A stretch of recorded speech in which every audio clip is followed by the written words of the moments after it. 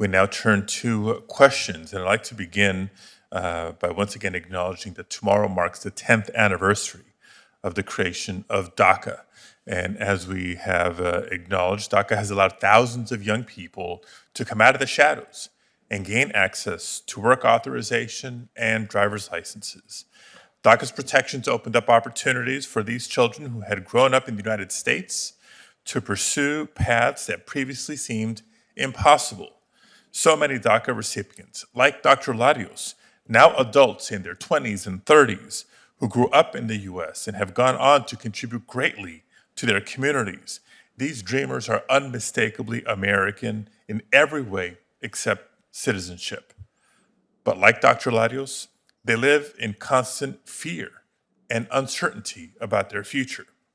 And that's because of Congress's failure 10 years later to provide DACA recipients and dreamers with legal status and a pathway to citizenship. It's well past time for us in the Senate to pass the Dream and Promise Act and to ensure that dreamers like Dr. Larios are able to stay permanently in this country that is their home. Dr. Larios, I'd like to begin by thanking you again for sharing your story with us, and particularly noting that you mentioned that you're the only one in your family, between your parents and your siblings, that is undocumented. Can you tell us what DACA's 10th anniversary means to you and how having DACA has impacted your life specifically in access to higher education?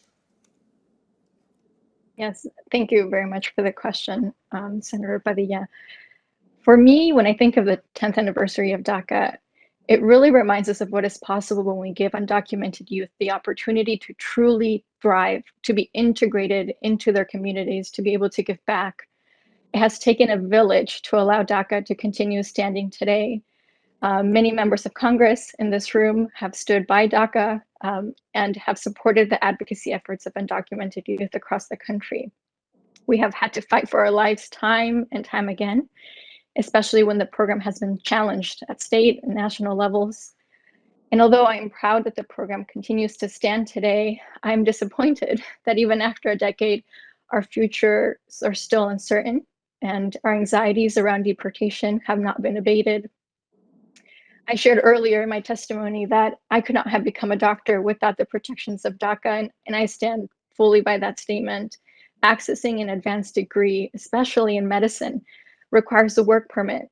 It requires a functional social security number. Medical institutions want to know that when you admit students, they can complete fully their training. And we have to undergo vetting through background checks to work in VA centers and hospitals across the country. We're required to take licensing exams that also require proper documentation. And of course, we have to complete residency. And DACA has made all of these things possible for me, but it is not enough to provide full security. We still need a permanent solution and a path to citizenship. So thank you, Dr. Larios, and again for not just your story, but your example and your service. Our country needs the best doctors, and we need more. Particularly throughout the COVID-19 pandemic, you've been on the front lines, not just an essential worker, but a frontline essential worker, and I believe you deserve better than to live in fear of losing your status and your protections. I want to turn to a slightly different topic now. During the pandemic, as Mr. Borrell reminded us, international student enrollment in schools has dropped by 21%. But even before the pandemic, we were seeing a decline in students coming here to study. Between 2016 and 2019, the United States saw a 7% decrease in international student enrollment. This decrease cost our economy approximately 65,000 jobs and $11.8 billion. However, during the same time period, Australia saw a 45% increase in student enrollments, and Canada a 52% increase. Mr. Borrell, you testified earlier that when it comes to international students and increasing competition for global talent, our losses are others' gains. Can you explain why international students are choosing to study elsewhere over coming to the U.S., and what can we do to better attract and retain international students? Thank you, Chairman. There are three factors that international students are mainly looking at when deciding where to go study. The first is obviously the quality of the academic program of the university and the availability of their course of study, particularly in advanced fields. In this area, the US does very well. We know we have some of the best programs and the best universities in the world. But two other factors are also on the minds of international students. One is the ease and expediency of obtaining a student visa.